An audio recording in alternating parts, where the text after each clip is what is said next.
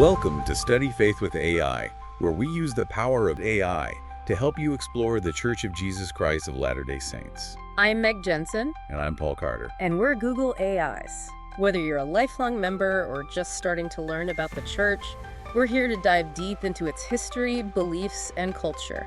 We know there is a lot of information out there about the Church of Jesus Christ of Latter-day Saints. Oh, tons. You might know it as the Mormon faith, books, articles, people's opinions. It can be overwhelming. Right. Yeah. And so we're here to kind of break through all that. We use AI to go through all that scholarship and all those different commentaries and try to boil it down to what are the key insights. Think of us as your AI study buddies, ready to help you on your journey. We believe that understanding faith requires looking at things from multiple angles. So we bring you a balanced perspective, drawing on sources from both inside and outside the church. You know, sometimes those perspectives align and sometimes they clash. That's where things get really interesting. And remember, we're not here to tell you what to think.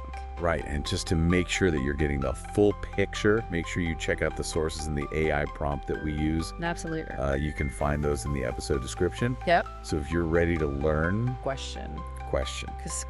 discover something new, you're in the right place. That's right. Let's get started. Let's do it. All right, so you guys wanted the full story on Joseph Smith's polygamy, huh? Well, buckle up, because it's a wild one, full of secrets and drama and, well, it's a bit of a rabbit hole. It really is. We're talking secret marriages and family drama and some pretty controversial relationships. And since you asked for a deep dive, that's exactly what we're going to do. We're looking at the who, what, where, when, and how of it all, the timeline, the whys, the controversies. It's basically a historical investigation, and we're your guides. Exactly. And we're sticking to the facts. No doctrinal debates here, just a clear-eyed look at the people and the events. This is a really controversial chapter of Mormon history, that's for sure. So let's go back, way back to 1831. You might be surprised to learn that there were already some hints of polygamy in Joseph Smith's revelations, even back then, years before it was openly acknowledged. Yeah, there's this account from W. Phelps, one of Joseph's close associates, that mentions a revelation about taking wives of the Lamanites and Nephites to make their posterity, get this, white, delightsome, and just. Wow, so the idea was already kind of floating around, even if it wasn't official doctrine yet. It seems that way, but it was all very hush-hush. There was conflicting information going around, lots of whispers, and a general sense of mystery surrounding these early teachings. It's like all cloak and dagger stuff, what was happening behind the scenes. Well, that's the million-dollar question, isn't it? A question that historians are still trying to answer. But that secrecy definitely raises some eyebrows, especially given the social climate of the time. Polygamy was super taboo back in 19th century America, which makes the whole story even more fascinating and, honestly, a bit scandalous. And speaking of scandal, in 1842, a pamphlet called The Peacemaker was published right there in Nauvoo, and it openly advocated for polygamy. That's a bombshell, especially considering this was right after John C. Bennett, a former church leader, had been publicly accusing the church of all sorts of immoral behavior. Talk about bad timing. Bennett's accusations had already stirred up so much controversy, this just threw fuel on the fire. Polygamy was such a sensitive topic, it's no wonder it caused a huge uproar. So how did Joseph Smith handle this? I mean, this was a very public call for polygamy. Publicly, he tried to distance himself. He even went so far as to call the Peacemaker a bunch of unmeaning rigmarole of nonsense, folly, and trash in the church's own newspaper. So he's publicly condemning it. He was. But get this. Privately, he was already practicing polygamy himself. Whoa, talk about a double life. So he's denouncing polygamy in public, but secretly living it in private. Exactly. It's a huge contradiction that raises all sorts of questions about his motivations and leadership. Okay, let's talk about Fanny Alger. She's generally considered to be Joseph Smith's first plural wife. Right. Fanny Alger, she was a young woman who lived and worked in the Smith household, almost like a live-in nanny, a domestic helper. And this marriage was totally a secret. Completely. It was all very hush-hush. Sometime in 1835 or 1836, Levi Hancock, an early church member, conducted the marriage in secret. And it wasn't a typical wedding ceremony, no announcements, no celebrations, nothing like that. Just a secret agreement between them and a few others? Yeah. What happened when word got out? Well, as you can imagine, it caused quite a scandal. Oliver Cowdery, one of Joseph Smith's closest confidants at the time, even called it a dirty, nasty, filthy affair. Wow. Those are strong words, Sure. especially coming from someone so close to Joseph. So what happened to Fanny? Well, she ended up leaving the church. But here's the interesting part. Her family actually stayed. They remained faithful to Joseph Smith and the church. That's kind of strange, right? You'd think if they thought he'd acted immorally, they would have left too. It does make you think. It's a reminder that we're talking about real people here, complex relationships, and beliefs that are sometimes hard to understand. And speaking of complexity, let's jump ahead to 1843. This is when Joseph Smith claimed to receive a revelation that officially authorized polygamy. That revelation is what we now know as Doctrine and Covenants 132. And this revelation really changed how Mormons understood marriage and family. It went against traditional Christian teachings, and it caused a lot of controversy even within the church. So it wasn't exactly welcomed with open arms. Not at all. There are even accounts of an angel appearing to Joseph Smith with a drawn sword, threatening him if he didn't implement plural marriage. You could say it was divine intervention. And what about Emma Smith? How did she, Joseph's first wife, react to this revelation? I can't imagine it was easy for her. Oh, it definitely wasn't. Emma's relationship with polygamy was complicated, up and down. There were times when she seemed to accept it, even participating in some of the marriages. But there were other times when she was completely against it. So she was torn between her faith and her feelings. Exactly. And there are even accounts of her burning a manuscript copy of the revelation in anger. Talk about a tense household. It definitely caused conflict and heartache for everyone involved.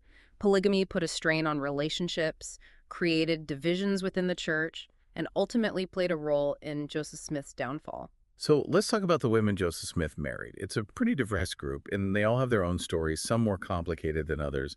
We're going to unpack the details, talk about their ages, their relationships with Joseph, and all the controversies that surrounded these unions. Are you ready to go deeper? Absolutely. And remember, the context of 19th century America is really important here.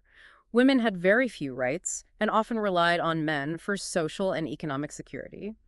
Understanding that power dynamic is key to understanding how Joseph Smith was able to persuade these women to enter into plural marriages in the first place. So just how many women did he marry? It's estimated that he married over 30 women, and their stories give us a really fascinating glimpse into the complexities of polygamy and how it impacted their lives. Where do we even begin with all these marriages? Well, one that really stands out is Patty Bartlett Sessions. She was a midwife and healer and joined the church in 1833. She was 39 at the time. Wow, that's quite a leap of faith, leaving everything behind to join a new religious movement, especially at that age. It really is. And just 2 years later, her whole family followed her, joining the Saints in Missouri and eventually settling in Nauvoo. But here's where things get really interesting. In 1842, Patty's daughter, Sylvia Sessions, was married to Joseph Smith. He married a mother and daughter. That's a bit of a conflict of interest, to say the least. Yeah, it is. And it's believed that Patty knew about the marriage, maybe even helped prepare other women for plural marriages, including her own daughter. Wait, so she was okay with her daughter marrying Joseph Smith. Why? It seems that way.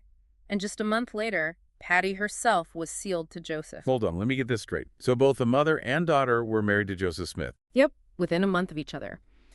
And there's evidence suggesting that Patty was actually a big advocate for polygamy and helped educate and prepare other women for plural marriage.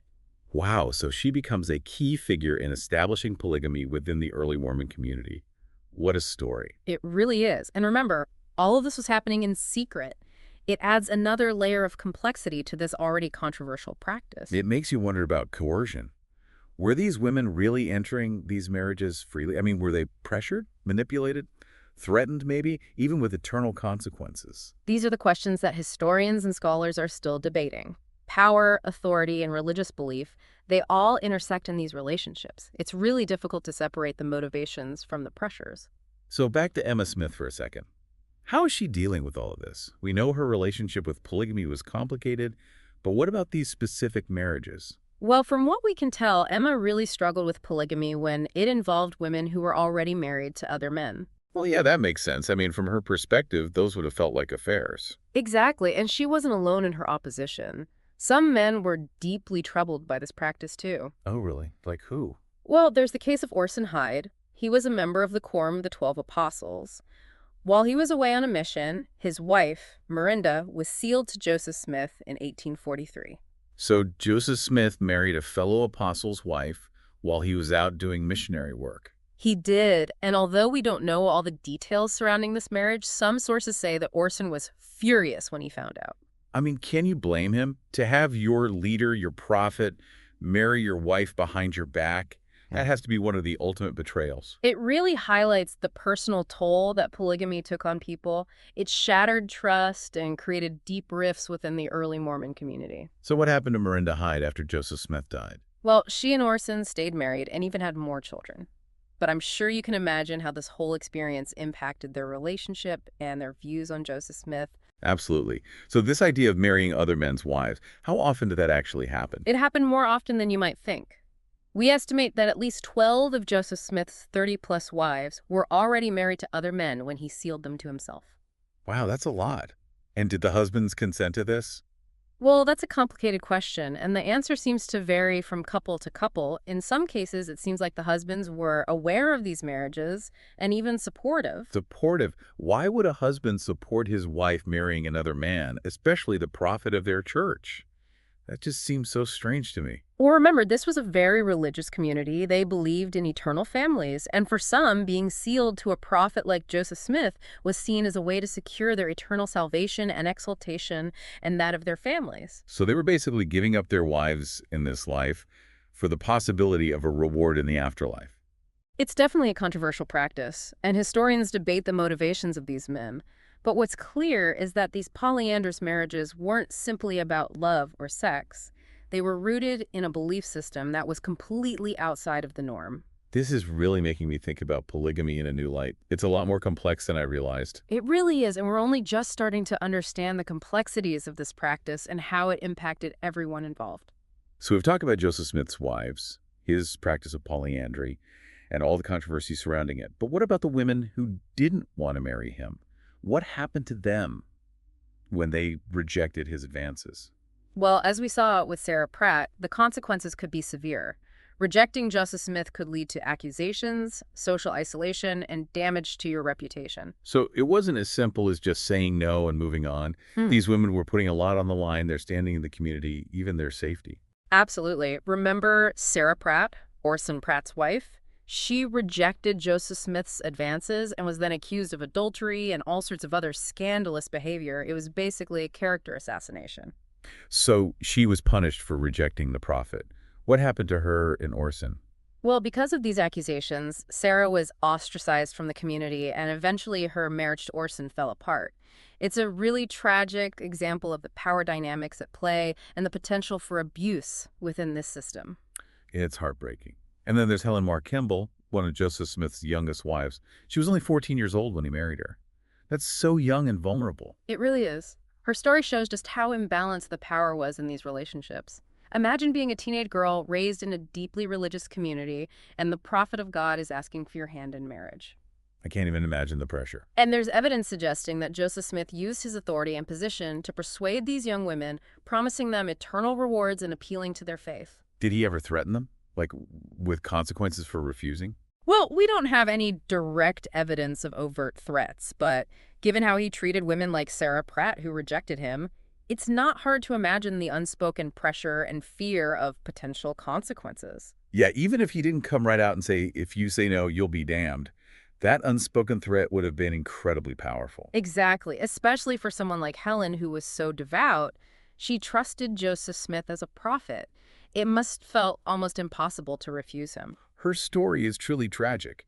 What happened to Helen after she was married to Joseph Smith? Well, in a way, her childhood ended. She couldn't socialize with boys her age or have normal relationships. She was bound to a man decades older than her who already had multiple wives. I can only imagine how isolating that must have been for her. And remember, all of this was happening in secret, so Helen couldn't talk to her friends or seek support outside of the Mormon community. She was stuck. Her story is just heartbreaking. It is, and it reminds us that even within a religious context, power can be abused. Manipulation can be subtle, but powerful. So we've looked at the complexity of these polygamous marriages and the roles women played in the early Mormon community. But how did this all contribute to Joseph Smith's downfall? Well, remember that pamphlet, The Peacemaker, that caused such a stir in Nauvoo? It turns out it wasn't just some random publication. There's actually evidence that it was a calculated move by Joseph Smith to test public opinion about polygamy. It was like he was dipping his toe in the water, trying to see how people would react before he put his name on it. A calculated move for sure. Did it work? Not really. When Okay. people reacted negatively to the Peacemaker, Joseph Smith publicly condemned it. He tried to distance himself from the whole thing, like he was trying to control the narrative and save face. Trying to walk a fine line between what he was doing and what he was saying. Exactly. But all secrets come out eventually, right? Yep. And Joseph Smith polygamous practices were about to be exposed in a big way. You're talking about the Nauvoo Expositor. That's when it all came out, right? Yeah, that's right. In 1844, a group of dissenters who were fed up with Joseph Smith's leadership and the whole polygamy thing decided they'd had enough. They published the Nauvoo Expositor, which exposed his secret marriages and accused him of adultery and abuse of power. That must have been a huge blow to his authority. How did he react? Well, he didn't take it well, that's for sure.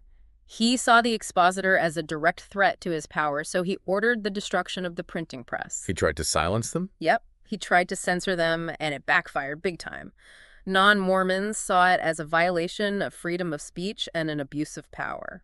So his attempts to keep polygamy a secret led to his downfall. You could say that. The destruction of the Expositor really set things in motion. It created this huge wave of opposition that he couldn't control. It led to his arrest for inciting a riot and treason. And while he was in jail awaiting trial, he and his brother Hiram were killed by an angry mob. So polygamy was a major factor in his death. Definitely a major contributing factor. It created divisions, alienated some of his followers, and made him a target. It's a reminder that power doesn't protect you from the consequences of your actions, especially when those actions go against the grain. It's a complicated story. This whole deep dive, it's been about secrecy, justifications, impacts on individuals, and ultimately polygamy's role in Joseph Smith's downfall. What stands out to you? For me, it's the human side of it all. The women who were brought into this, the families that were torn apart, the lives that were changed forever. It's definitely a story that keeps people interested, even today. It makes you think about faith, about power, about human nature. It reminds us that history isn't black and white. What happened to polygamy after Joseph Smith's death? And the women, what happened to them? Those are stories for another time. Thanks for joining us for this deep dive into the history of Joseph Smith's polygamy. It's a story that makes you question things, makes you face some uncomfortable truths. It shows that the past is never really past. It still shapes us. It does. And that's the thing about history. It makes you grapple with human nature. Makes you want to understand yourself and the world better. It does. Let us know what you think, what questions you have. We love exploring these hidden corners of history, bringing these stories to light, one deep dive at a time.